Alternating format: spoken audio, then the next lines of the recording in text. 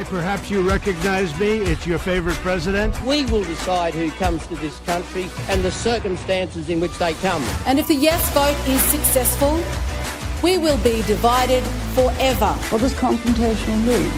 It means you fight for what you believe. We've got Trumpomania running this country, brother. Unless you're scripted, you're useless. I was saved by God to make America great again. We shall fight in the fields and in the streets. We shall fight in the hills. We shall never surrender.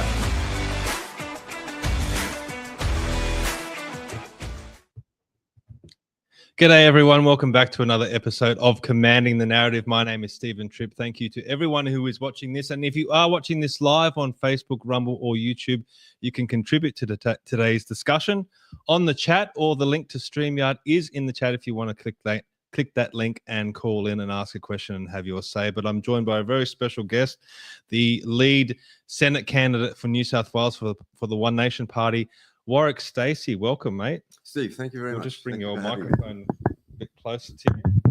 Maybe just come in a bit closer. Yeah. Yeah, right. Move that here for you. Sorry, we should have organised that at the start. But no, mate, I met you at the Joel Jamal podcast the other day. Yes, indeed. And you were very impressive there. So thank you for coming on today. Thank you very much. Yeah. And I would encourage everyone to go and watch that podcast with Joel. You spoke a lot about your background, your military history, what's led you to this point today. We're not going to go over that today because you've already covered that with Joel. So go to the ARC podcast, watch that. It was almost a 2-hour podcast that you did with Joel, but very great stuff. What I want to focus on with you today is what can you do in the Senate and what can One Nation do for the people of Australia? What solutions can we have in this country? Because it seems at the moment that our major parties are failing us. There's a lot of people out there who are really struggling with disillusionment at the moment with our political system. A lot of apathetic voters out there, and they're really searching. They have no faith in Albanese, and unfortunately, in the last few days, people are starting to lose faith in Peter Dutton as well. So they're desperately looking for an alternative. So yes, well, I can tell you, Steve, the alternative is vote for One Nation. If you don't like the way and the direction in which the country is going, then change the way you vote. And obviously people tend to be set in their ways. They vote the way they voted for the last election and so on. I think there's probably 30% vote one way, 30% vote the other way. They're set in their voting pattern, and about 40% are what I suppose would be called swing voters. Yeah. And do think about it. But I'm surprised. I've been surprised, though, even over the last few days, at the sense of despair of some of the people with whom I've spoken at the way Australia is going and where we find ourselves, and people saying this is not the Australia that I grew up in. This is not the, and then even new immigrants to Australia are saying this is not the country to which I came. So a very good friend of mine who's been here more than 60 years, a superb Greek Australian, has told me that he's just seen these remarkable changes from when he came 60 years ago, and which are changes that have occurred over the last just 5 or 10 years. Yeah. And this is where we are. So what solutions can One Nation bring? Well, first of all, I would say, well, let's look at the situation. We now have the highest energy prices probably in the world, but we have cost of living crisis. We have crises. We are surrounded by crises. Yeah. And the crises are cost of living, housing affordability, immigration, and all of those are tied in together. And if you look at those, where do those crises come from? And I would argue they come from a crisis of leadership. Yeah, I agree. And so for the last 18 years, since Kevin Rudd became Prime Minister, we've had a revolving door of Prime Ministers who have felt that it was their right to be Prime Minister. They, for example, narcissistic Malcolm Turnbull, his wife actually said when he became Prime Minister, this is a wonderful opportunity for Malcolm. There was no talk of, is this a wonderful opportunity for Australia or for Australians? And this is what we've had. And then we've had weak and spineless and, dare I say, cowardly leadership. So during COVID, we had the Prime Minister, Scott Morrison, and we've had the premiers hiding behind, our elected leaders hiding behind bureaucrats, unelected bureaucrats, supposed medical experts. They were saying things like, I'm a doctor, and my argument is, no, you're not. You've got a medical degree, but you haven't practiced medicine for a long time. You are, in fact, a bureaucrat, and you aren't a very good bureaucrat at that either. Yeah. So this failure of leadership, leaders who are not stepping up to lead, and that really has been the case since 2007. And so that is the problem. So I can assure your listeners and Australians that you will get leadership if with one nation, particularly in the Senate, and if we have the numbers, then the solutions we will impose upon the whichever party might be in government. We need the numbers in the Senate to do that. And I say unashamedly, we will choke every piece of divisive, destructive legislation that Albanese tries to push through if he is Prime Minister, with or without the Greens. And we can only do that if we have the numbers in the Senate. And then if Peter Dutton is asked to form government, then again, we will put political spine into him. We will put political courage. We'll put political conservatism into him. The Liberal Party used to be a conservative party, a broad church, but now most of the Liberal Party MPs will be better off in the Labor Party. And Dutton, I think, is always looking over his shoulder at keeping the moderates, the supposed moderates, I would call them the wets, in his party in line, and also looking at perhaps the need to get teals support. Yeah. So it's a failure of leadership. It's a failure of courage. And it's a failure of accepting responsibility. Albanese is the perfect example when the modelling for his $275 $275 off the electricity bills failed to materialize. Before the last election, he was telling us this is the greatest, this is the most comprehensive, this is the most accurate modelling ever undertaken by any opposition since Federation. 3 years on, no $275, and Albanese now dismisses that modelling as belonging to somebody else. It's not his, with absolute contempt. But it gets even better. He's now telling us that with these new magic batteries, that we are going to be saving $1,100 on our electricity bills. And my question is, Albo, who did the modelling? And what responsibility will you take for that in 3 years' time when that doesn't come in? So it's a failure of leadership. We will bring leadership, to answer your question. We have solutions in our policies, and I'll go through them shortly if you like. Yep. But we will bring leadership. Pauline Hanson has shown true leadership over the 30-odd years that she's been in and out of Parliament. A woman of courage, a woman of conviction, and a woman who thinks about her policies and how they can benefit Australia and Australians. Okay, so that's a good way of setting the table for what we're going to talk about today. But before we get into that, I'll just let everyone know about how they can support Commanding the Narrative. You can head to commandingthenarrative.com, and if you want to hit the donate button, you can donate to us directly, or you can also head to Buy Me a Coffee. It's a way of paying for the stream, pays for the website, and most importantly gives me a very warm and fuzzy feeling inside, which is very, very important. And if you go to the main page of Commanding the Narrative here, you'll get to keep up to date with all our latest podcasts. We had a symposium in GALA on Wednesday night with Senator Matt Canavan, Gerard Holland from the Page Research Centre, and Zoe Hilton of the Centre for Independent Studies. If you want to go back and watch that, it's up on the website right now. So you get to keep up to date with everything there. As you can see, Warwick, we've had Malcolm Roberts on recently as well. So he's always great to listen to. And if you scroll down, you get all our articles and also upcoming events. You get the upcoming podcast, but also this one here. Now, this one's going to be very, very interesting, and I might get Warwick's thoughts on this maybe after this, but this is the Whitlam Community Forum. It's on Monday, April 14th at 6 p.m. It's at the Albion Park Bowling Club. Now, it was meant to involve all the candidates of Whitlam, and in the news in the last day or so, Ben Britton, the Liberal candidate, has been disendorsed by the Liberal Party. So there's still a big question mark about his involvement in this forum. But if you want to come along, there might be some fireworks, and bring your popcorn to that one. It is a free event, so come down if you're in the Whitlam area for that. And also just announced there's a Northern Beaches forum as well, This is going to be on Sunday, April 27th from 1 to 4 p.m. at the Warwick Club up in Warwick. Warwick's going to be there. He's confirmed. We've also got Lyle Shelton of Family First confirmed, and a number of other candidates are going to be confirming in the next few days. So all that's up at Commanding the Narrative. You'll find all those events and you'll get to keep up to date. Hit the sign up button in the top right-hand corner and you'll get a weekly newsletter from me.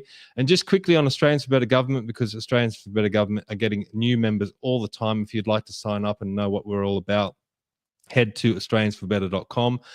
We'll be focusing on this heavily after the election. I know everyone's focus is on the election at the moment, but this is all about reforming our system of government, not relying on politicians anymore to do it. It's just a people's movement to get that happening. And if you want to come along to our fundraiser, please come along on May 25th. It's at the Warwick Club again. So both events are at the Warwick Club on Sunday, May 25th at 12 p.m. We have John Ruddick from the Libertarian Party speaking. Also, Darren de Bortley from de Bortley Wines. This one's going to be very, very interesting to hear from someone outside of politics, a business owner, a business operator, talking about our system of government and where he would like to see reform. And also the great and wonderful Kevin Lockray will be speaking as well. You all know him from this podcast, so please come along. Now, we have a couple of comments already. Dilemmas says, I'd love an ex-SAS member as PM. You're a former military man, so maybe he's talking about you. So, thank you. I accept your offer. And a few comments here from Richard Stort. So thank you for watching as well, Richard. Now, Warwick, we are going to talk about solutions, but maybe we should talk about some of the topics at hand at the moment. Now, this is what's happening today.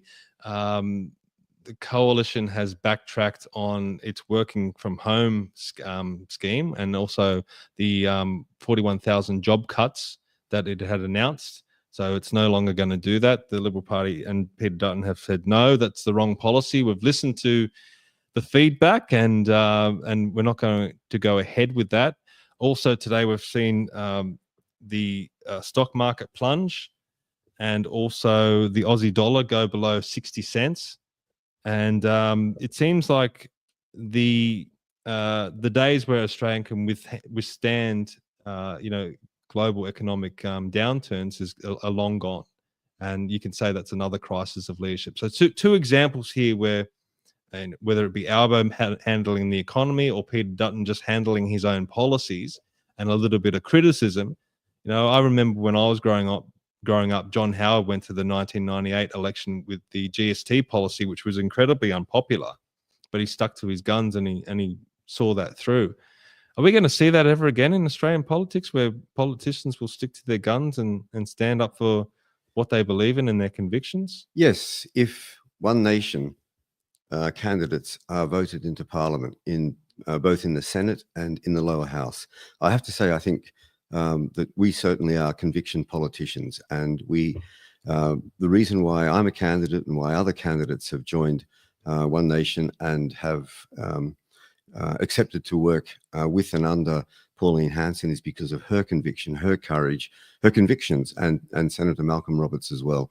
Their political courage, particularly Senator Pauline Hanson's, and their acceptance of responsibility. For me, Senator Hanson absolutely personifies the qualities of leadership that I was taught as an officer cadet at Sandhurst in the British Army, and I do not see those qualities of leadership. I haven't seen them over the last 18 years. The point you made about the economy and what's happening now with Trump and tariffs and the Australian dollar collapsing or going down and so on. Going below 60 cents is... Going below. Well, I can remember when the Australian dollar was 50 cents. And that was probably 20 odd years ago, 25 years ago. But the point I'd like to make is that we had a strong economy 25 years. We had a strong economy 25 years ago. So Paul Keating left John Howard with a $96 billion debt. And my understanding is, and my memory is, that this wasn't made public at the time. Yeah, that's right. Yeah. And so Howard inherited $96 billion worth of debt, which is a considerable sum of money. And over the 11 years, He eventually paid off that debt and left Australia with a $20 billion surplus. Yeah. So that was a strong economy. And the stronger an economy is, the greater it is its ability to weather the various slings and arrows of outrageous fortune that are inflicted on it by the world economy, by unexpected economic shocks, by unexpected political upheavals here or there. But of course, what we've had now over the last 18 years is panicked reaction, first of all by Kevin Rudd at the GFC, and he just started hosing money against the wall. He started giving out $900 checks for nothing. We were in the middle of a mining boom. Yes, the rest of the world were in an economic crisis, but I mean, anyone paying attention would realize that Australia was going to avoid that largely. But he just reacted, and he was listening to advice from the international monetary funds and all this sort of stuff that we'd never heard of. We never heard John Howard or Peter Costello talk about these institutions. But suddenly, it's all that Kevin Rudd was talking about, and he's throwing out money everywhere, and we haven't been able to pay that debt off since. Well, exactly, and I think by referring to those institutions and giving them a status that they don't deserve, he is absolving himself, he thinks, of the responsibility, because he's saying, just like the bureaucrats, just like the politicians did, hiding behind the medical bureaucrats during COVID, they're just following the science. Yeah. Or I'm following the experts, the global experts. And so instead of actually making decisions, so Rudd panicked. Panic in a leader is the most unedifying thing, and particularly for followers. And of course, that's what we are. But then it's just been panic ever since then. So we had the building the education revolution and more cash splashes and so on by Julia Gillard. And then we had Turnbull with his Snowy 2. That was a 1 point. And who knows what that's going to cost? Well, it's stopped already, and it's 12.5 billion. And it is nowhere near completion. And then, of course, we had COVID and absolute knee-jerk crisis management by Scott Morrison. I've got a comment here from Richard. He says, Dutton has lost any chance of winning. The worst decision is to make no decision. He's starting to look a little bit like Albanese in the last week with his inability. Who's that comment by? Richard Storch. Richard, that's a comment that we use in the military. We have to make a decision. So you either go left, you go right, you go forward, you retreat. But we have to make a decision. And exactly as you said, looking like no decisions is looking like no leadership. How do you feel about, as I mentioned before, Ben Britton being disendorsed in Whitlam by the Liberal Party? Now, it's being blamed on his appearance on the Joel Jamal podcast and other fringe podcasts, which apparently included this one here as well. Now, he said that women shouldn't be on the front line. He said, why should we send our beautiful women off to war? Do you have any comments about Ben, but more specifically about Peter Dutton's leadership? Because I know there's been examples of members of Trump's administration in the US saying similar things, and Trump stuck with them, whereas Peter Dutton hasn't in this occasion. So. I think this possibly is, again, another example of Peter Dutton looking over his shoulder, looking at the polls, looking at the interest groups and trying to perhaps have it both ways, or trying to appease the largest number of interest groups. Personally, I would say with women in the military, whatever their roles, is that once you're in uniform, you are a soldier. Male or female, you are a soldier. And I remember an RSM in the Army Reserve when I was working with my last position, and we were training our battle group Army Reserve battle group to join, to be able to support an Australian Regular Army brigade. And the RSM said, everyone works and everyone fights. And the perfect example is my own daughter, who served 12 years in the British military, and she had 3 tours in Afghanistan, and she was in a support role, but she was on the front line and she was ready to fight. And that was in Helmand province, which was I think hell is perhaps an adequate fitting description to the start of the name. She also served in Kabul with the Special Forces unit, where she was moving around incognito, dressed as an Afghan, and so very much at risk of either kidnap or even just shooting if she'd been identified. And her last position was at the shameful surrender of Kabul, when she was sent there to to do her job, and in the airport, and protected, I'm glad to say, by my old battalion, the 2nd Battalion, the Parachute Regiment, and also elements from the 3rd Battalion, as well as other British military units. And she did her job. And I remember saying to her, you just do your job, and you let 2 para, 3 para, and the other fighting arms, teeth arms, do their job. But again, she was ready, she was there.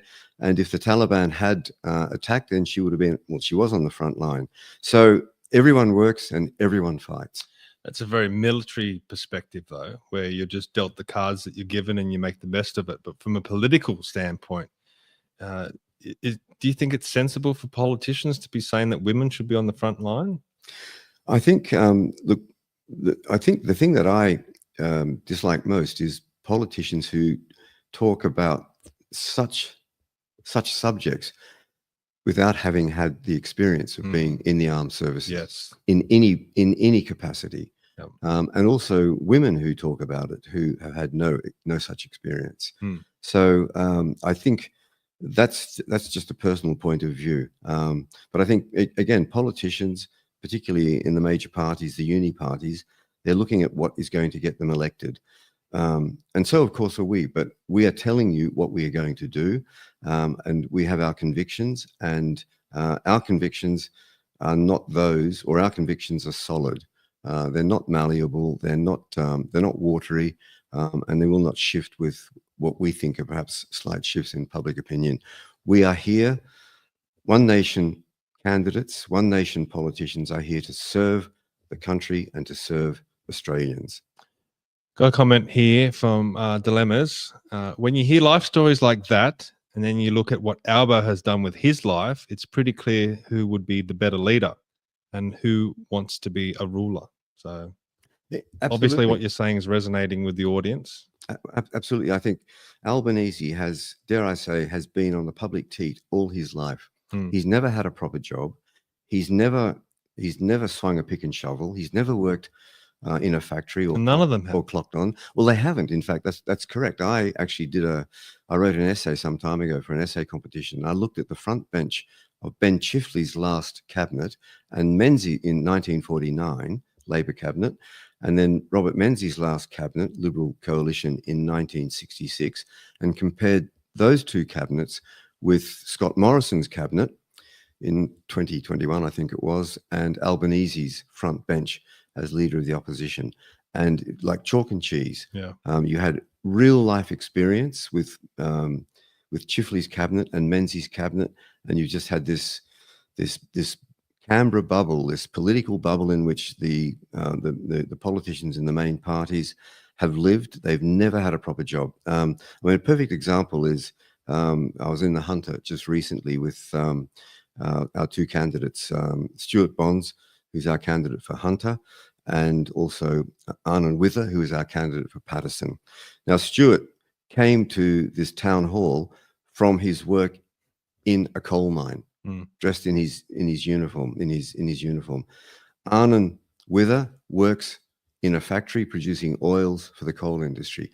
These are two men who live real lives. They've had real jobs, and they represent the people in Australia who are not politicians, who also have real lives and real jobs, but who are doing it so tough today because of the iniquities inflicted on them, on us, by our elected politicians who talk about caring for their fellow Australians, but the way they walk shows that in fact there's a careless indifference, and they're just looking over their shoulders at how they're going to get support, who they're going to get support from, and how they're going to stay in power.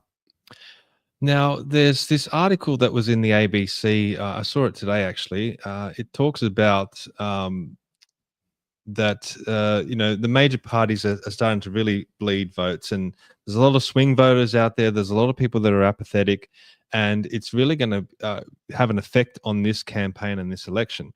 Now, there's some graphs here. You'll see this one here. It's talking about how the people that are apathetic and uncommitted with their vote has risen from around in the mid 20% in the last election to the mid 30% this election. So that's an increase. And also here you'll see you'll see that the people that are undecided is quite significant. So with Labor voters, about 52% are firm in their belief that they won't change their mind ahead of the election, but 48% might change their mind.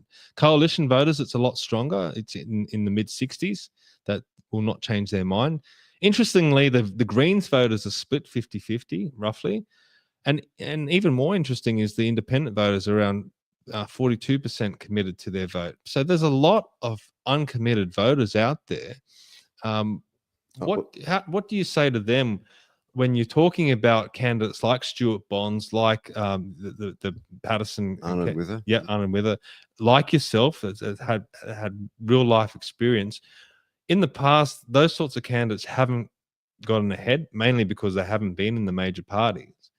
Do you think people will start looking to those candidates, or more importantly, would you say, why should people start looking to those sorts of candidates? Indeed, and I think the reality is there's probably the issues today are cost of living, housing affordability, and immigration. The three big issues, and all of these are having a huge impact on people's lives. And small business bankruptcies are increasing. Small businesses are going out of business because of the current cost of electricity, but also it's a cost that's going to keep increasing. Despite what Bowen says. Let's talk about electricity. It's going up. It's going up. Why is it going up? Well, it's going up because of this insane ideology, this insane pursuit of net zero, of 82% renewables, and of clinging to the failed Paris Accord. Now, the Paris Accord is complete garbage. None of the signatories are actually honoring their supposed commitments. None of them. So it's a failure. But nevertheless, Peter Dutton, when he was asked, he had the opportunity to say, to really make a differentiation between himself and Albanese. He was asked about the Liberals' position on net zero and 82% renewables and the target and Paris, and he said he wouldn't change anything. So it's this cost of living that is killing people, and that's I think is why you've got those, even the Greens. The Green supporters must be feeling it. They're feeling the pain. Well, all these renewable projects out in rural communities where they're bulldozing, wildlife habitats. Kosciuszko National Park is being destroyed. Yeah, to build wind turbines. I mean, true greenies, the old school environmentalist greenies, shouldn't, surely are not happy about that happening. Well, this is it's a reversion to what used to be said during the Vietnam War, that we had to destroy the village to save it. Yeah. And so now here in Australia, the Greenies and Labor, and also with the coalition in lockstep, are destroying the environment in order supposedly to save it. One Nation, we are the only party, looking at the policies, we are the only party that is offering to reduce electricity bills in this next parliament, if we have the power, by 20%. We've done our costings, and we're going to do that by $90 billion worth of savings from current government waste and duplication with the states. And we've looked at where we're going to make those savings. I can tell you exactly where that's going to happen. With the cost of living, we're going to reduce electricity bills, for starters, by 20%. We're going to bring down halve the fuel excise, which is going to put money back in people's pockets. We say we are going to put $40 billion, again costed, $40 billion back into the pockets of the taxpayers, of the people. I think Albanese has promised a cup of coffee once a week. That's going to start sometime next year. Yeah, and then inflation will eat that in a few months. It's gone, exactly. We are taking, for example, we're going to abolish the alcohol excise on alcohol that is sold in venues. Now, this has to be one of the most absurd policies ever dreamed up, because by putting that extra cost on alcohol, we are now turning people away from these clubs and pubs and venues where people gather to be a community, and as a result, those pubs and clubs are going out of business. We are killing the entertainment industry because there are no bands are being brought in to entertain the people. And then at the same time, we're killing the sense of community, because instead of going to a pub with friends and meeting new people in the pub, people are staying at home. They're perhaps bringing in a slab of beer. They're drinking at home. That could lead to, first of all, it could lead to binge drinking and alcohol problems. It could lead to domestic violence. We're told there's this huge explosion in domestic violence. You ask, where does that come from? And also, you've got people now engaging with other people online, so there's no face-to-face interaction. And so that one initiative, first of all, is going to bring down the price of alcohol in pubs and clubs, 50 cents off a schooner and $1.20 off a nip of spirits. Albanese's followed our policy. He's going to take 1 cent off a schooner, apparently. Yeah, enjoy that. I've noticed the libertarians have followed that policy as well. I have to say that our policies are being followed. The Port of Darwin, we have talked about bringing the Port of Darwin back into Australian hands since I was nominated. Since there's another One Nation policy I remember about restricting foreign owners for Australian residential property, and I noticed that's been picked up by a number of parties. Yes, indeed, we will refuse. We will not allow foreign ownership of residential housing and farmland and property that has an effect on Australians' ability to own that property. And we will have current foreign owners will be given 2 years to sell their property to an Australian. And there will be no future opportunity for foreigners to buy our residential housing. So we are going to bring down the cost of living. I mean, there are so many imposts that have been put on the Australian people purely so governments can tax us more in order to waste. The waste is unbelievable when I look at it, and I wouldn't mind the taxes so much if the bureaucrats were able to spend the money wisely and there was something actually at the end. But if you look at every major project, infrastructure, defense, housing, we're in $1 trillion of debt. What do we have to show for it? Well, that's what we've got. So since Rudd came in, we went from $20 billion with Howard, that Howard bequeathed Rudd, which is a strong economy, which would allow us to weather the various.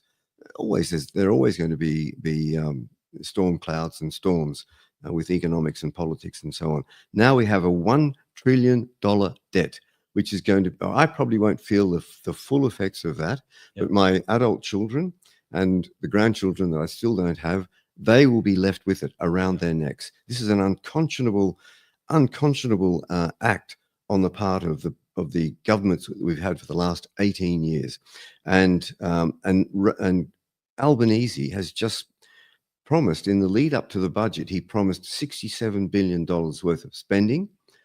A promise. The budget was $34 billion worth of spending, $101 billion, which is 10% of the trillion we now have. So that's a 1.1 trillion already. And then he's now added 2.3 billion with these giveaway batteries, which is just another thought bubble. Yesterday, again, the man is doing policy on the run. He made a complete mess of his buyback Darwin yesterday when he was being asked about it. And again, he lied about it. He claimed that he'd spoken to Landbridge about this, that he'd spoken to the Northern Territory government about this. They have both those entities have denied this. They didn't have a heads up. There have been discussions, but nothing along the lines which Albanese is telling us with a straight face. Appalling leadership. Yeah, look, we're covering a lot of ground. Let's go back to energy quickly, because I got a letter in the mail from the local Liberal candidate here in Warringah, Jamie Rogers, just today, and she was saying, despite them having this nuclear policy about introducing nuclear to the electricity mix, which I think was a good policy in the beginning, but it seems to have teetered off, and he hasn't really had, Peter Dutton hasn't really had any other policies to follow that. But she was talking about introducing more renewables into the electricity mix as well. So why do you need to introduce nuclear but also introduce more renewables? It just doesn't make any sense to me. But just to be clear on One Nation's policy, will you guys scrap net zero? And what type of energy mix would you like to see that will bring down costs? Absolutely. We are going to scrap net zero. We are going to scrap 82% renewable energy target. We are going to scrap the Paris Climate Accord. And we are going to bring back coal-fired. We're going to maintain the current coal-fired power stations we have. We're going to use them for the base load in the morning, the peak and peak requirements in morning and in the evening. we're not going to pull out the existing renewables. That's infrastructure that's already there. Yep. And so that can be used to support the energy requirements. And we are going to build new coal-fired power stations. We used to talk about high efficiency, low emission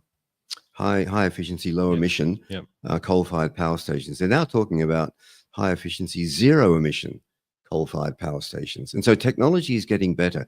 We have the cleanest coal in the world. We're exporting it all around the world. I've heard, again, I was up in the Hunter at this Coal Australia forum, and the Labor Labor Party candidates were talking about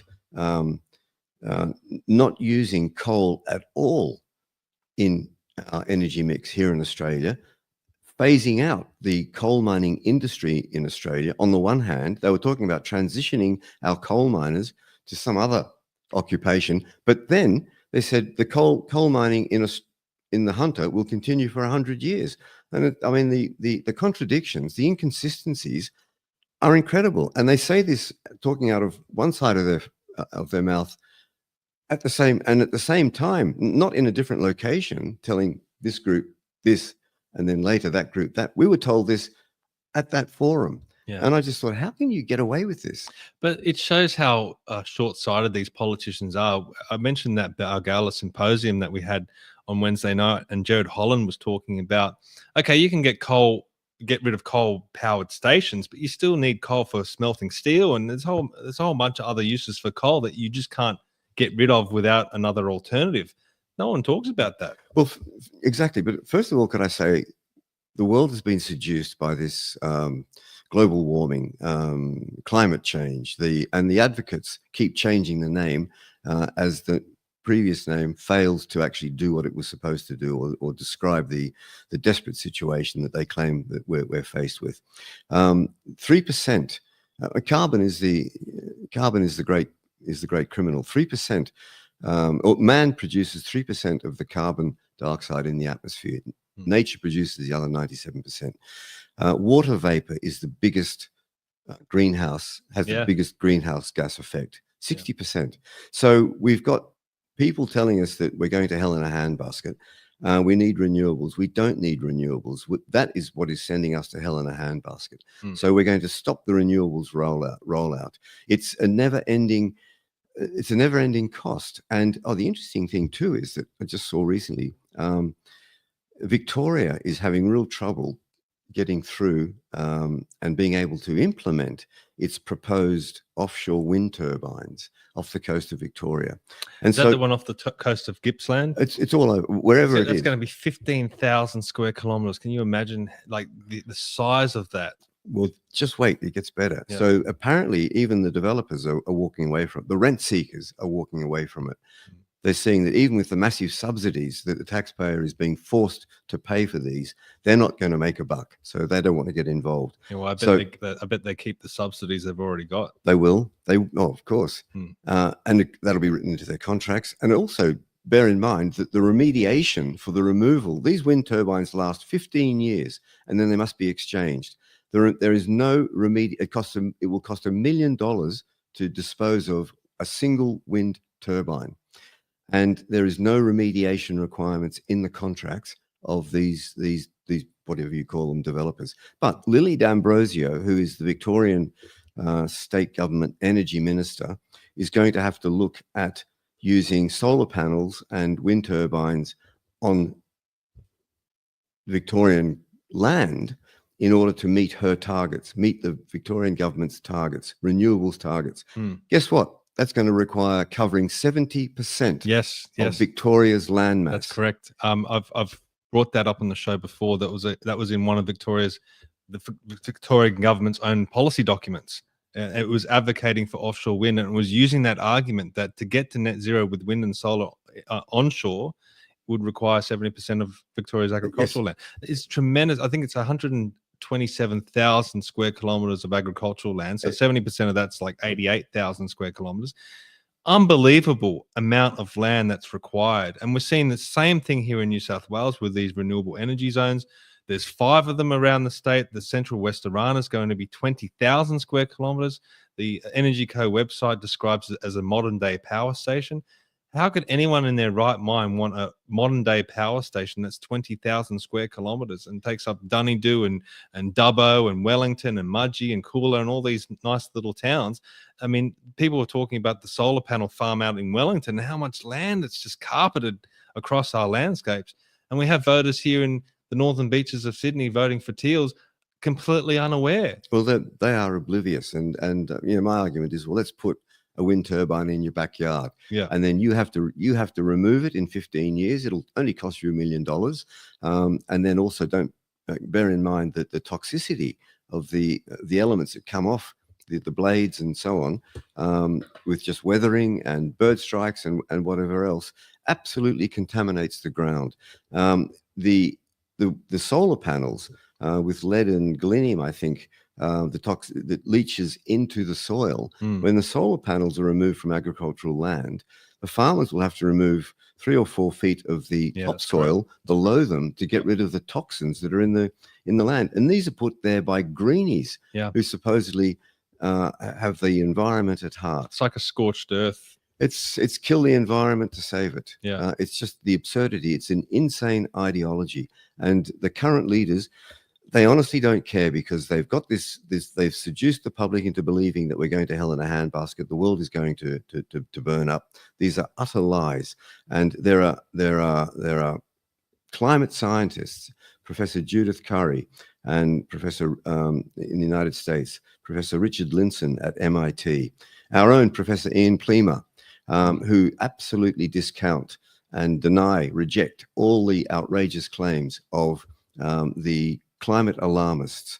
And these are the problems. And so One Nation is going to put a stop to this. And we will be putting money back into people's pockets, not taking money out in this insane ideological pursuit of climate purity, which is impossible. But again, the point I made, by the time this comes home to roost, the ones who are inflicting it on us now, Adam Bant, Chris Bowen, and Anthony Albanese, and Chalmers and Allegra Spender, they will have been retired, and they'll be in their respective castles overlooking the sea, and living still on the taxpayer's dollar, having destroyed the country and left the country in economic ruins and in, dare I say, social ruins. The social cohesiveness that we used to have is gone.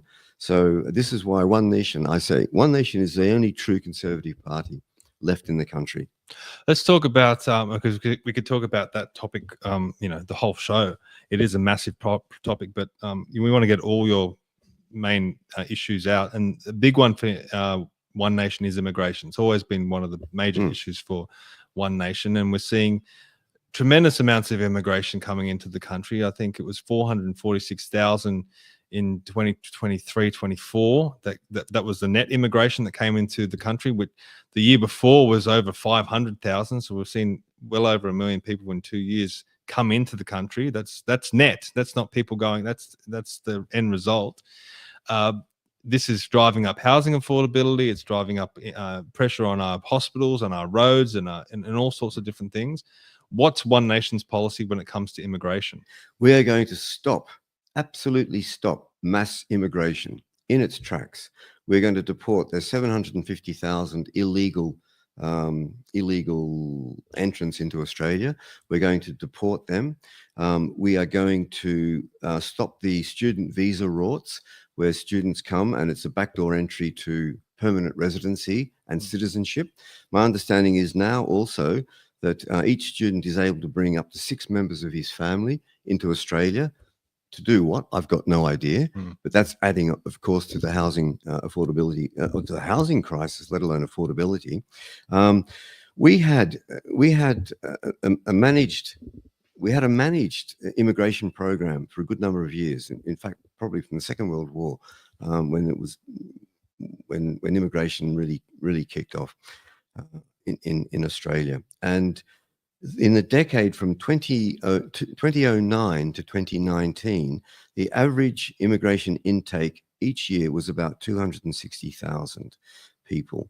We then had the COVID years when no one came or went. And let me remind viewers that 40,000 of our fellow Australians were shut out of Australia, were denied their constitutional right to return to their country of origin, their country of citizenship, with their careless indifference inflicted on them by Scott Morrison and the state premiers. And their livelihoods were destroyed, relationships probably no doubt also destroyed. And so then Albanese comes to power, and as you say, 460,000, 500,000 first year, and now we've had over 1 million, and it looks like there's no stopping. There will be no stopping. I saw Mark Butler in an interview just recently, and I've no idea why he was asked the question. He's health minister, but I presume it was to do with the pressures on the health services of immigration. And he put on his concerned half-smile face and said, "We're trying. That was unbelievable. We're trying to reduce the flow of immigration." And my first thought was, if you say that, you're admitting you're not in control. You have no control. Yeah, now you're the government. Statement. You either pick up the phone and say stop it now, or you press a button because you're the government. Because you are the elected representatives of Australia and you have responsibility for governing for Australians. What he was saying is that we don't control it. My question is, who then is controlling this? Yeah. It's the faceless bureaucrats. It's interesting. There's two governments that have been described. One is the elected temporary government, which is every 3 years, Liberal, Labor, whatever. And then the unelected permanent government, which is the bureaucrats. And so my question to Mark Butler and to Albanese and to the Immigration Minister Burke is, who is pulling your strings, or who is pulling the strings? Now, what we're going to do, as I said, we are going to stop this. We are going to now, as an also uncontrolled immigration, we're supposedly bringing in tradespeople to help with the housing crisis. Less than 1%, 0.06% of the new arrivals in Australia have trades or work in the construction industry. Where's the control there? Where is the selection for Australia's good? And that's a complete failure. So we will cap immigration in the first year at 130,000 coming in, and with those leaving the country, which is about 220,000 each year, that will be net zero immigration of net negative immigration of see, this is one of the One Nation policy, the wording of their policy. I think people find a little bit confusing because they talk about net zero immigration. What you're really saying is that the people coming into the country will match the people going out of the country. So the net result will be zero. Is that correct? It won't be. It will actually be negative. Let me just take a look at exactly how it works. So yes, we'll only issue 130 visas, 130,000 visas in a year, with 220,000 leaving every year. That will achieve a net negative immigration of 90,000. Okay. So the numbers in the country will come down by 90,000 each year. And then again, we will be looking at what Australia needs, and we will be selecting immigrants to come to this country who are going to contribute as soon as they hit the ground. We've got people who come to the country now, perhaps claiming to be tradespeople, going to work in construction. As soon as they get here, they switch and go and do something else because they don't want to be tradespeople. And there is no control over this. It's bureaucracy run. It's run wild and so on. So that's how we're going to control it. Now that's going to reduce the costs of welfare. We're going to make new immigrants wait 8 years before they can become Australian citizens. At the moment, we are selling our citizenship cheap. You saw Burke talk about bringing in to people who'd been here for 2 years, insisting that they receive their citizenship before the election, shoring up his own electorate out in the western suburbs, saying that it was the greatest iniquity that could be visited upon an Australian, not to be able to become an Australian within 3 years of being in the country, or whatever the thing. And of course, he was doing that purely to build up a voter base for the forthcoming election. So we are going to control. One nation is going to ensure that Australia asserts control on immigration, on the numbers, who comes here, and so on. So, and we're going to deport any visa holders who break the law. So there'll be no backdoor entry through the administrative appeals tribunals and so on. All of these organisations that are working against Australia's interests. It's bureaucracy gone mad, and it needs to be controlled. The governments should be controlling it. They ceded control years ago. Yeah. Looking at their own personal interests and political interests and what's going to keep them in power. I was listening to Douglas Murray on Piers Morgan the other night, and he said you can have mass immigration and you can have social welfare, but you can't have both. And I've got a real life example of that. So one of my wife's friends is from Germany, is now been granted citizenship. She's only been a citizen for a few months. But what happened with her is that she met a guy, and after a couple of dates or so, they had a child. Well, she got pregnant and they had a child. Now, at the moment, they've separated. She's choosing not to work based on the mental state of the mental state that she's in after that separation, supposedly. She's getting single mum pay, rental assistance. She's getting child support from the guy. He's also paying for daycare. The child's in daycare, from 9 to 5, 80% of the time. Why daycare if the mother's not working? Exactly. Yes. Exactly. The daycare, as I said, the daycare is paid by the husband. Meanwhile, she's looking for cash jobs as a cleaner, so she doesn't have to pay tax, and she still can still get all these benefits. Meanwhile, here I am. I'm working a night shift, making that sacrifice to earn a bit more money for the family. My wife's looking after my 2 young children, so she's not working. She does a little bit of tutoring stuff here on the side to pay for groceries and stuff like that. But I'm getting taxed at the high rate because I'm earning a little bit more money doing the night shift.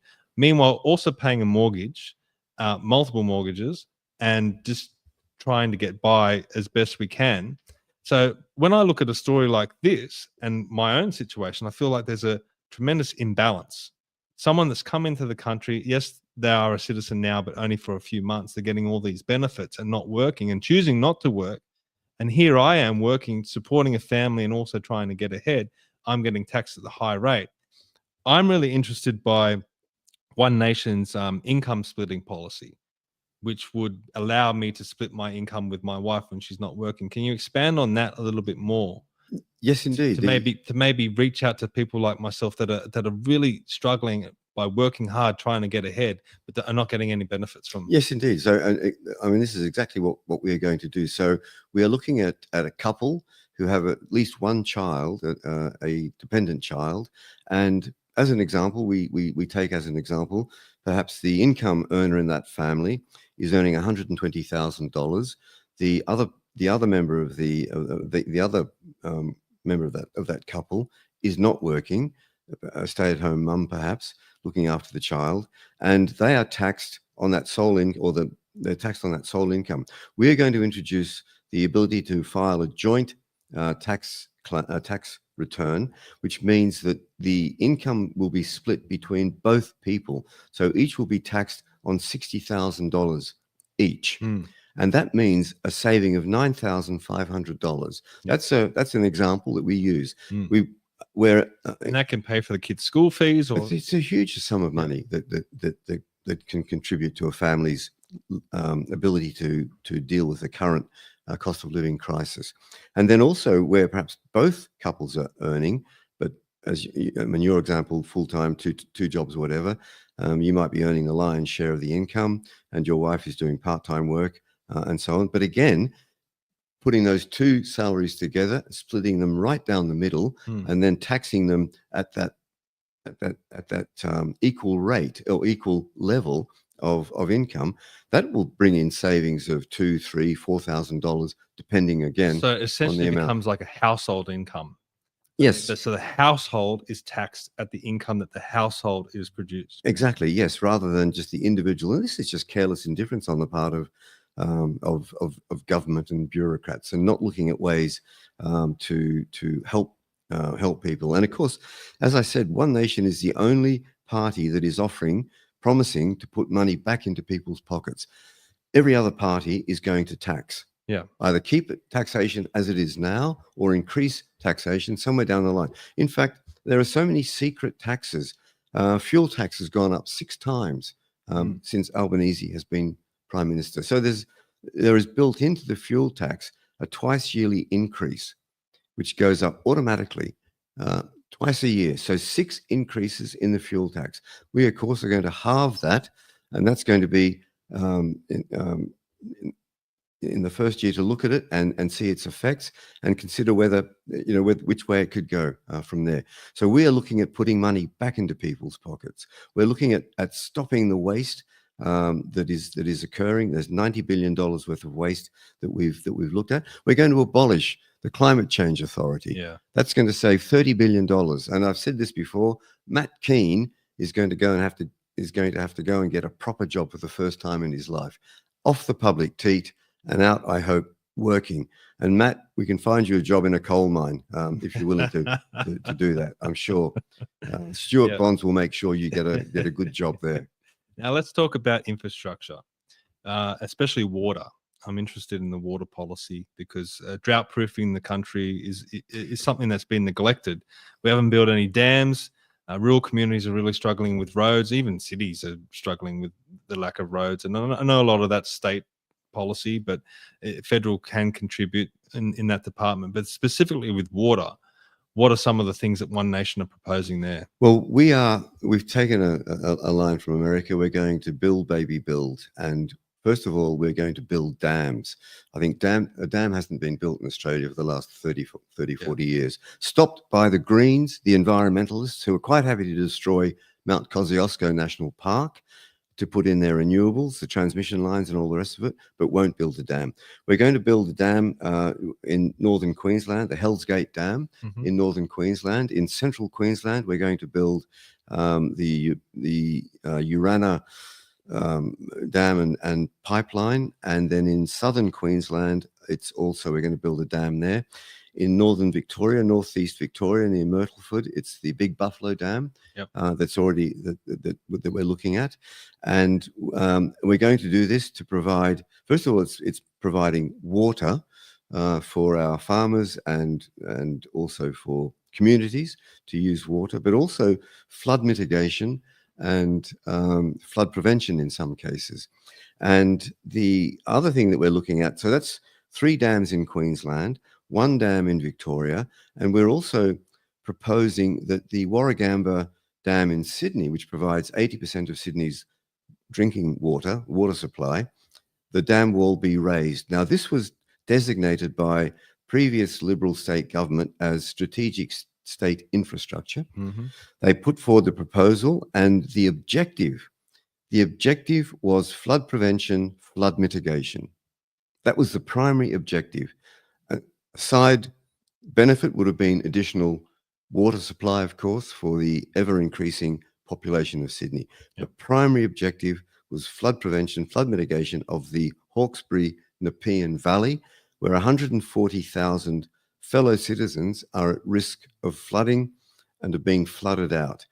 Now, that raising of the dam was objected to by the Greens, by environmentalist groups and so on. And the Liberal government passed it on to the current Labor government, and both governments in the end have decided to shelve it. It's too hard. It's put in the too hard basket. But guess what? They've got a fantastic plan. Now, remember how good they were at crisis management during COVID? Yeah. How good they weren't. Sorry, just so I'm not misunderstood. I used to make a living writing crisis management plans. I've looked at the pandemic plan. It's an absolute abortion. It's a disgrace. I had no idea who the ultimate decision maker was. It should have been Scott Morrison or somebody he designated, such as the health minister, but there was no designated. And where's the health advice that they kept talking about every single day? We've exactly. never seen it. But then now what they're going to do with the Hawkesbury Nepean Valley flooding, which is likely to occur at some stage, is they are going to improve the roads, and they're going to write a whiz-bang crisis evacuation plan. I used to write evacuation plans for clients needing to get out of a country or a region because of war, civil war, natural disaster, other serious issues, and so on. And our plans were very well put together. We had the benefit of very, very good people who developed them, and they were always being developed. And again, I cannot see any government producing an evacuation plan that's going to work. But this is what they're going to do. They're going to evacuate those 140,000 people. If they're lucky, they will get out. But guess what? Their homes and their businesses will be destroyed. These governments are not even going to try to mitigate that, to prevent that from happening. They're going to allow it to happen and then say, look, we evacuated everybody. Look how well we did. Yeah. It is a disgrace. It is a complete abdication of government, of leadership, of responsibility, of standing up for Australians. And so I've told you what One Nation is going to do with dams. We're also going to build the What about the hybrid Bradfield scheme? I know that was something that One Nation took to the election in 2022. Is that still on the table? It's not part of our policy at the moment, but that is the 3 Bs, the Bradfield, Bridges and Beale scheme. It's been on the table for 90 years. Yeah. And governments have looked at it and toyed with it and thought it's all too expensive, but of course they're willing to blow billions of dollars on French submarines. That can I just tell you, the get out of the break contract clause for the French submarine contract, the cost for that was $136 billion. Sorry, $136 million. Yeah. Now, that's fair. It's a commercial contract. It's a commercial decision to break the contract. There are clauses that are put in. Albanese paid the French $836 million. He paid them $700 million more than he needed. $750 million. Now, I've seen that in a reliable source. I've never seen it followed up. Albanese, why did you overpay the French? Well, I think the reason is, first of all, he was trying to curry favor with Macron. And of course, Macron had said that, and it was political point scoring on Albanese's part. This is all he can do.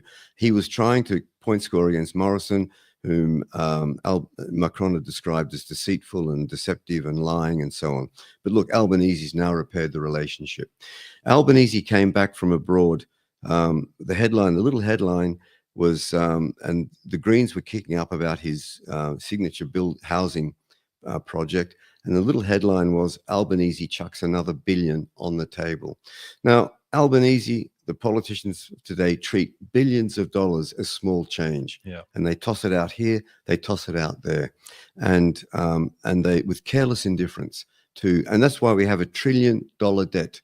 There's no fiscal responsibility. There's no nothing to show for it. No, and then nothing to show. They can point to the NBN or something ridiculous like that. That doesn't even work half the time. Exactly. So what we're also going to do with infrastructure is complete the inland rail. And one of the signature points of that, and again, this is putting Australia back into the manufacturing sector and back into building things and creating wealth. We're going to build the inland rail from Port Hedland in Western Australia, 3,000 kilometres across to Moranbah in central Queensland, which sits on the Bowen Basin coalfield. Chris Bowen, named after you. And there we're going to create the Moranbah steel mill that's going to produce slab steel, which will then be transported by rail to Newcastle, to the rolling mills in Newcastle, in Wollongong, Port Kembla, and also down to Whyalla in South Australia, where we will be producing and exporting steel and producing steel for our own use. So using the coal that we have in the Bowen Basin, we'll be using the iron ore that we have from Port Hedland, from Western Australia, and we'll be doing this inside Australia, creating jobs for our coal miners, jobs for our steel workers, and then producing steel. And also down in Whyalla, and this is to do with the inland rail, there was 777 kilometres of rail laid in the 50s and 60s. At the moment, only 60 kilometres of that rail is used. We are going to reopen that and redevelop that area for manufacturing, and certainly for the Whyalla Steelworks. So these are the projects we're going to do.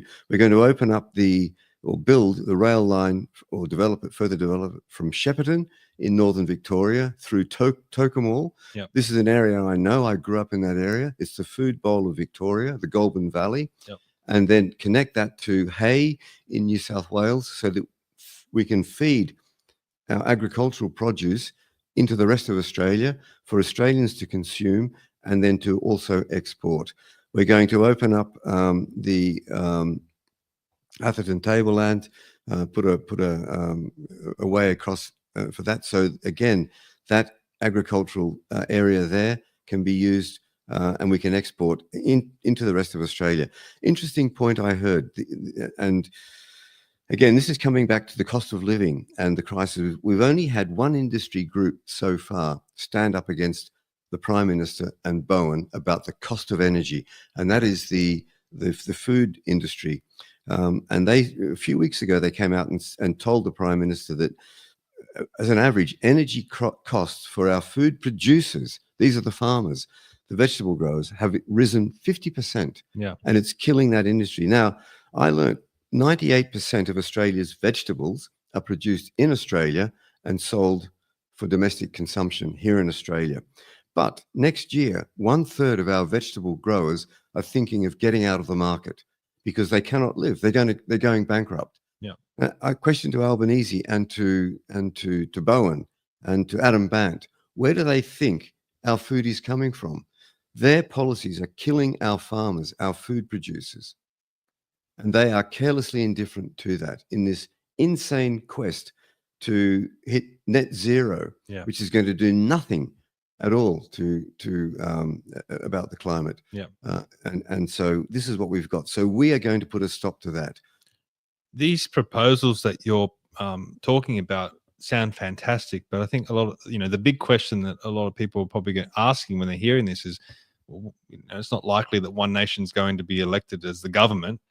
How can you get these proposals through? And we've got a question here from Dilemmas. He says, I like a lot of One Nation's policies and I might just be politically illiterate.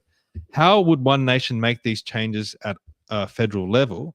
I assume they would never have the numbers, or am I missing something? So can you explain to people, specifically with the balance of power in the Senate and so forth, how can One Nation influence policy decisions in government and maybe get some of these proposals through? Well, exactly. And I mean, the secret word here is numbers.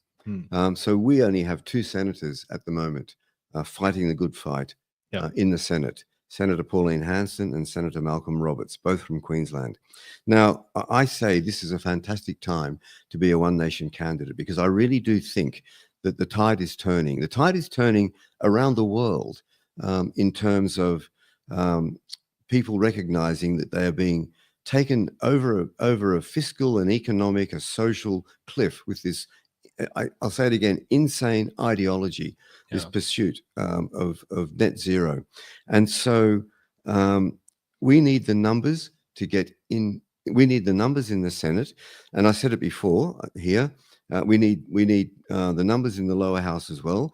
We don't expect to hold the balance of power in the lower house, but we do expect that we'll get 2 or 3 members in the lower house, and we're looking towards that. 2 or 3. Where are you expecting those 2 or 3? We think we have a very good chance in Hunter, a very good chance in Patterson. Okay. And then there are others that with our own polling and also the polling that we see, the independent polling, there could be other seats as well. I noticed Joel Jamal mentioned Hunter. He thinks that's a chance, and Stuart Bond has come very close there before. He has indeed. He's a very good candidate, and he's from there, and he's a coal miner. Or he's not a coal miner. He works in coal mines. Yeah, and around the state, you do have some very good Senate candidates. Many that I know, like Warren Pickering in Victoria, and Jennifer. I don't know Jennifer Game so well, but I know Sarah Game, who's a sitting member in the state parliament. She's fantastic. I think she should be premier down there, but she may be one day. Maybe if the Liberals are smart enough, they might snatch her. But with One Nation in the Senate compared to the Greens, if you look at the Greens, if you count Lydia Thorpe, they've got 12 senators in the Senate currently. That gives them an incredible amount of power and persuasion over the government, especially if it's going to be a minority government. they're going to be able to push through all their crazy schemes. On the flip side, One Nation often comes 7th in the Senate race, which means they just miss out. It's like missing the top 8 in rugby league. You finish 9th. You just miss. If One Nation can just boost their vote to that next level, you could be picking up a senator potentially in each state, or at least in states outside of Queensland.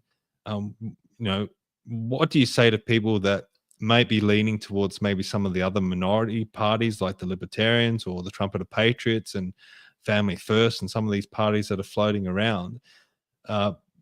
It kind of cannibalizes the vote on our side, where that doesn't seem to happen on the left. The Greens get all the preferences for animal justice and Socialist Alliance and legalized cannabis and all those, sort of left-leaning parties. What do you say to voters on the right about backing One Nation and trying to get that last spot? Well, the thing I would say, first of all, look at our policies. And as I said, we are the only party that's offering to put money back into your pockets. We're the only party that's looking to cut government waste, slash government waste and duplication with the states. We are the only party that is going to look at building for Australia. We're the only party talking about paying down the $1 trillion debt. We know NDIS is out of control. The costs are now 150% of the Medicare budget. Yeah. And they are the costs of servicing our debt of $50 billion is $50 billion a year. Our defense budget is $53 billion.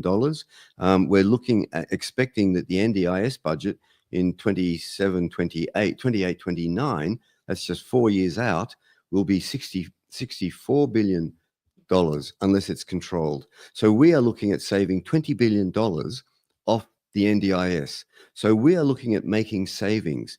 But look at our policies and see how we're going to do that, and talk to our candidates.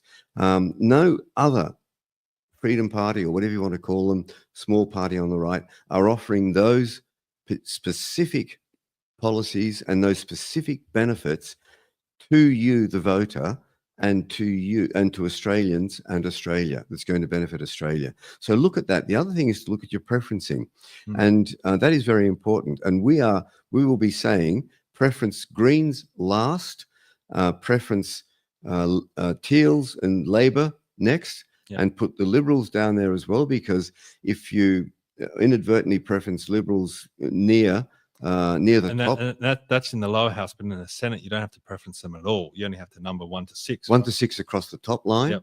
But again, be careful how that's done. And the point is, if you recognize that you're not happy with the way things are and you want Australia's direction to change, then you have to change the way you vote.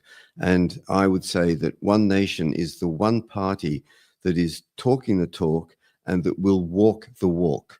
If we have the numbers in the Senate. We need the numbers in the Senate in order to have the balance of power. And I can say to you, with my military, I suppose it's not military, it's cage fighting terminology, but we will put, if we have the numbers, if we have the balance of power, we will put a chokehold on Albanese and Bant and all of their divisive, destructive policies, because that's what they are.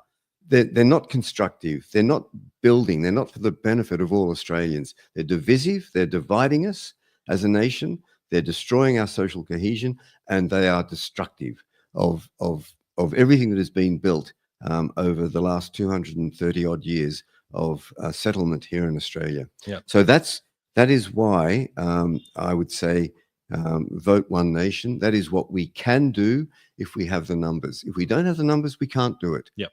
We can't do it. We can talk about policies all we like. You can listen, but if there is no response from the public, if they think that Albanese he deserves another 3 years, give him the benefit of the doubt. I mean, there's no way that he's going to improve on his first term. Dutton's had the opportunity to reject net zero, to reject the 82% renewable target, to pull out of Paris, and he squibbed it. He refused. He's also apparently, when asked about immigration, was equivocating about that. So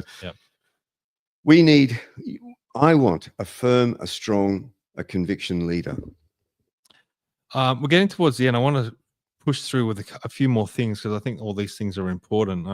Probably could talk to you for days about all of this stuff. one of the One Nation policies is enshrining free speech in the Constitution. How important is that?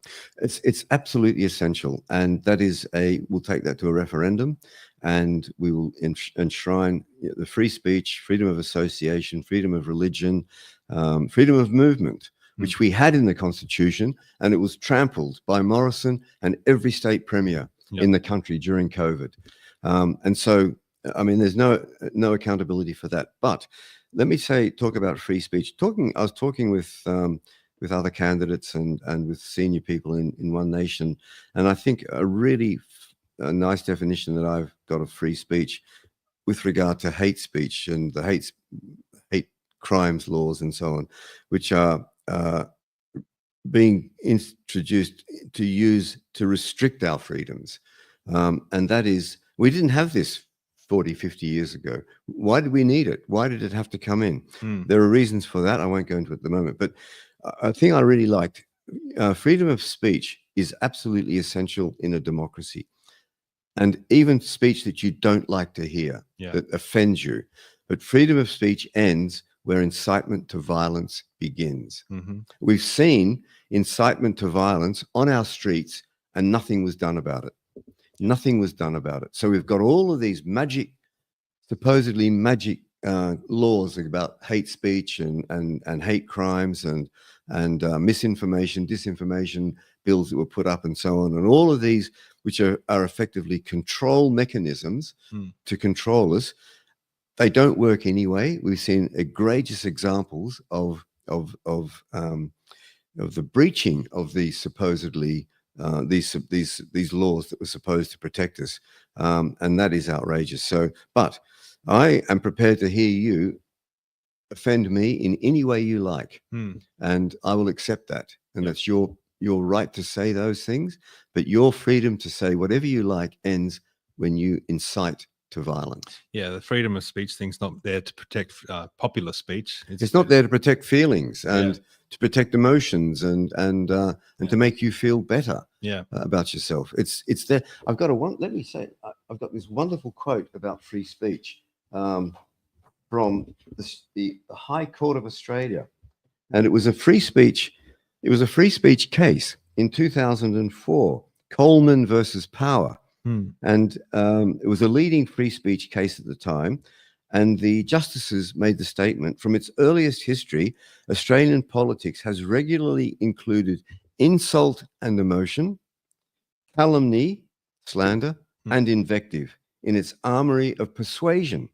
They are part and parcel of the struggle of ideas. Now, that has been going on in Australian parliaments since we've had parliaments, the colonial parliaments in the 1800s, and then federal parliament, of course, from 1901.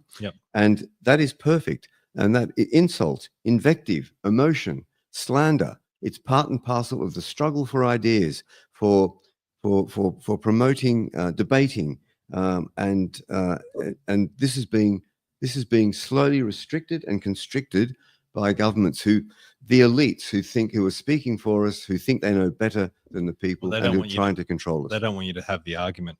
So absolutely.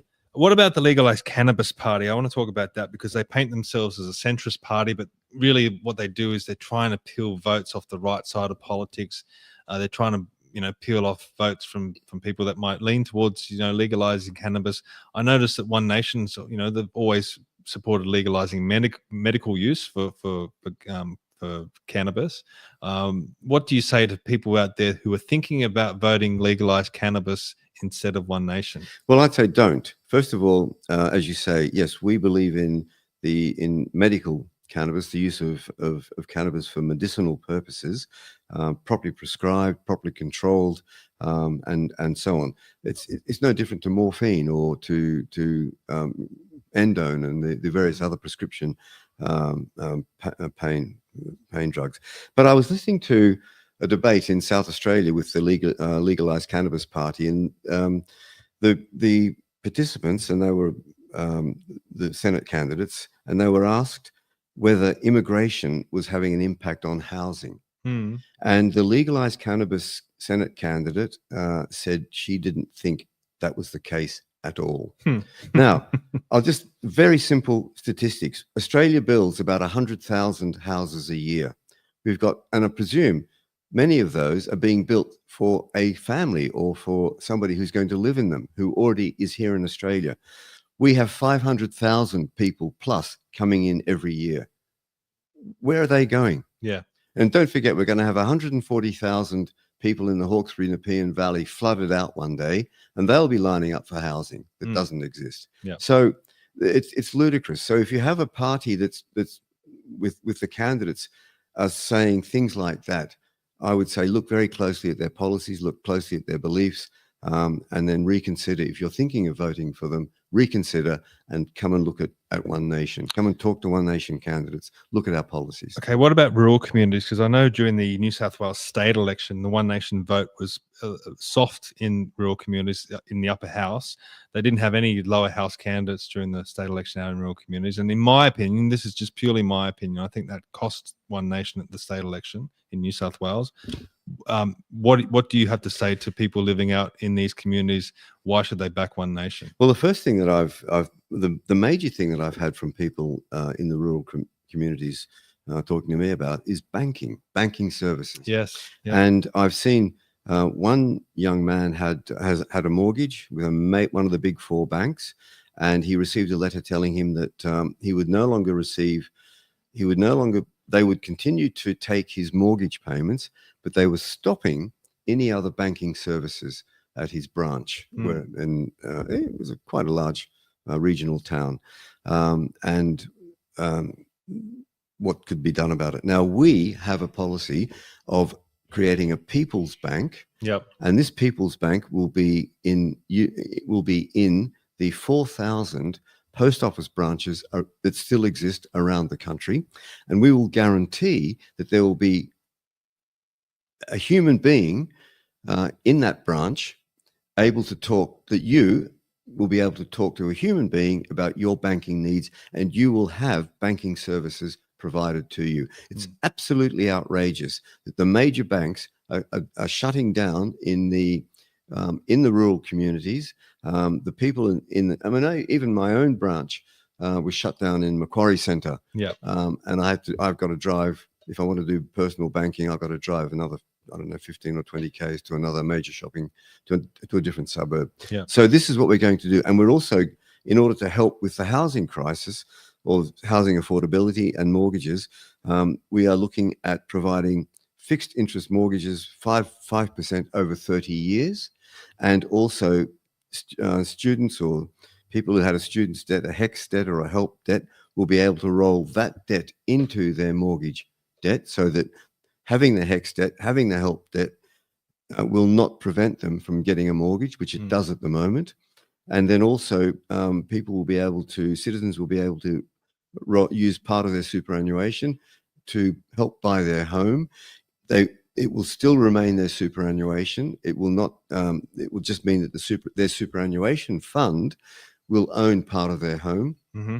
And as the value of the home increases, then their superannuation value also goes up. So we're going to make it as easy as we can for our fellow citizens to get onto the housing market, to have a mortgage, and to have banking services. And that's particularly so in the rural communities. And then again, talking to people who live in those areas, they feel that they're being taxed at the same rate as the people in the city, but they're not receiving the same services. Yeah. And so, as a senator for New South Wales, I won't be a city-based senator, and I live in Sydney. Yeah. I won't be a city-based senator, and I won't be looking solely at city interests. I will certainly be I can imagine if I'm elected to the Senate, I'll be spending most of my time in rural New South Wales.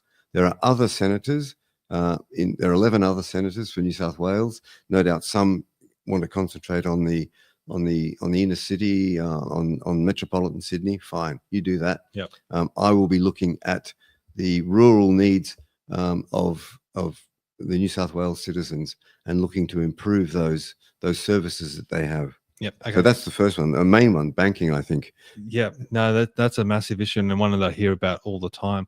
A couple of quick comments we'll go through from some of the feedback on the chat.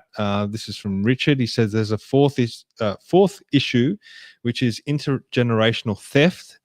Deficit spending steals from future generations. So he's talking about the wasteful spending that's happening now. It's going to be future generations that pay for that. And we are the only party that's going to address that. We're going to start with 20 billion, taking 20 billion. We're certainly going to look at the debt. Yes. Yeah. And 50 billion we pay 50 billion a year servicing out that $1 trillion debt, and that's nearly the same as our defense budget. And Niall Ferguson, eminent historian, he's called it Ferguson's law.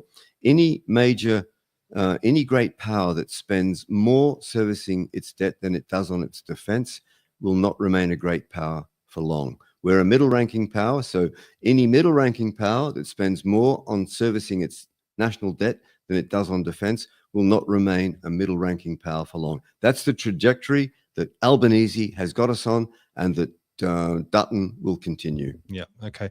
Ball Pirate says, I like what you're saying, and I like what other freedom parties are saying too. Are you open with working with other freedom parties, and who will One Nation preference? I can't tell you the preferencing now, but I think with regard to working with other parties, and I've seen that some parties are actually going on a joint ticket, and of course, what that means is that other parties, one party has to put, well, one party is first on the ticket, another one is second, another one is third. That's great. I don't want to be second or third on a joint ticket.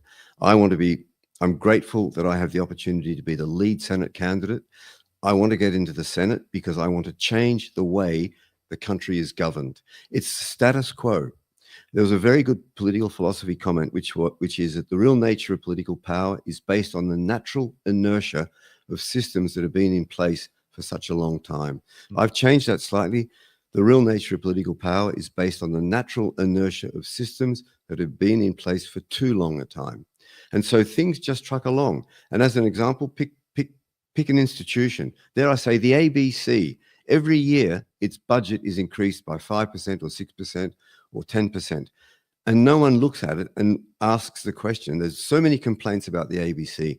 No one looks at it and asks whether this institution is now serving the purpose that it was meant to do. I just use that as an example.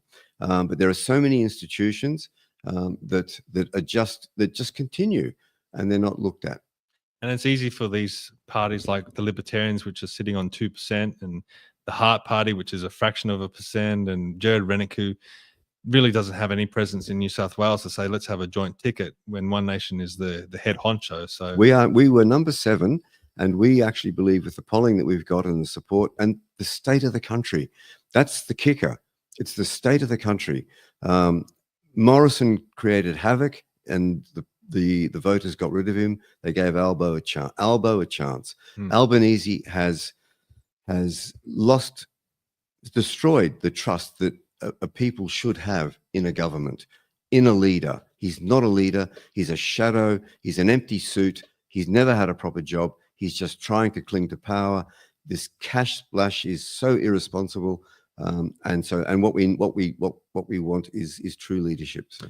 Okay, big question. Now, this is probably the hardest question I'll ask you, and it's probably the elephant in the room when it comes to One Nation, specifically here in New South Wales. When I was part of the party, we had 3 upper house members in the state parliament. Currently, One Nation has 0. There was a lot of fallout with Mark Latham leaving, and a lot of allegations levied at the party. And a lot of good people also left the party, a lot of people that are friends of mine, and it seemed to get to the stage where One Nation was almost non-existent in New South Wales. You've popped up. You're incredibly impressive. You're across your brief. You've got, I've asked you a whole bunch of different questions today, and you've answered them thoroughly. Whether you're elected or whether you're not elected, what leadership can you give to New South Wales One Nation to build that brand up again here in this state? Well, interesting question. First of all, I was a Liberal voter all of my life. I left the Liberal Party in disgust in 2015, 2016 with the narcissistic Turnbull, utterly disloyal, just self-centered, self-interested, self-enriching, or already rich, but wanting to be Prime Minister. I finally found, I don't know why it took me so long to come to One Nation. I'm so grateful that I did. I'm grateful for the opportunity that's been given to me to stand as the lead Senate candidate and to have the opportunity to serve in the Senate if elected and to change the direction of this country. If I'm not elected, I'm not going anywhere. I'm staying in One Nation, and I will continue to work. I may stand again if the party selects me, and I may not, but if I'm not, I'm still staying. So I'm going to work with the party in New South Wales, in Australia. I really enjoy it. I'm retired. My retired life has been filled with the particular interests that I have, but I also really want those interests are just fulfilling in a way. No real target, no real end game. This has given me an end game, and whether I succeed or not, it's my objective is for the party to succeed. And I will do this until I die because I like getting up every day. I like having an objective in my day. I like having a challenge. And so I will stay in One Nation. Many other candidates, the candidates that I know, that I come across in New South Wales, but I believe also others that I've spoken with in Warren Pickering, for example, fellow Senate candidate in Victoria, Jennifer Game in South Australia. And we will stay and we will continue to build the party and we will continue to work for Australia and Australia. We want to build One Nation for the sake of Australia and Australians. Okay, final question. This is the last segment of the show. It's the most important question of all. It's called Build Your Own Fantasy Government. Now, Warwick, you're in control of the next Parliament of Australia. I'm Prime Minister. Well, you can be Prime Minister if you like. No, Pauline Hanson. She will be our Prime Minister. Okay, all right. But you get to choose 5 or 6 people to head up the next Parliament of Australia. They can be living or dead. They don't have to be politicians. They can be anyone you like. Who do you choose? I choose. Okay, that's very interesting. Well, first of all, Pauline Hanson as Prime Minister. And I would say also Malcolm Roberts as a minister, because I admire him and I admire what he's done and what he stands for. I would choose, I think the most remarkable man I've ever worked with, who's still alive, but only just, was a man named Ram Seeger. And he was a Royal Marine Commando. He commanded the SBS, and he helped bring down the Soviet Union in Afghanistan with the support, a small team of which I was a member, playing a very small part, but he, over 9 years, the 8 years occupation of Afghanistan, providing support to a moderate Mujahideen commander, Masood from the Panjshir Valley. I would have him in the government, a man of courage, integrity, and the personification of leadership. Desmond Doss. Now, he wasn't a conscientious objector in the Second World War, but he refused to carry weapons, and he won the Medal of Honor for, I think, 23 days of unrelenting combat on Okinawa. And his moral courage, his personal courage was, I think, unsurpassed. So Desmond Doss, he's now dead, but he's an American. Let's give him Australian citizenship. He would be there for his courage, for his moral courage, his conviction politics, if you like, and his personal courage. Desmond Doss. I would bring in Marcus Aurelius. Okay. Marcus Aurelius was one of, according to Edward Gibbon, only 2 Roman emperors actually served the people and were there. So Antonine, they were called the Antonines, and Antonius, I think, was his adoptive father. So he was the emperor before Marcus Aurelius, and he adopted a Marcus Aurelius with the intention of him becoming emperor rather than one of his own natural sons. So he put the Roman Empire before his family. So those 2, Marcus Aurelius out of those. and I wish you'd asked me this question because I like putting people on the spot. You did put me on the spot. I think certainly Desmond Doss, Ram Seeger, Marcus Aurelius. That's 3. Men and women of character, men and women of conviction. So my daughter. Oh, wow. Okay.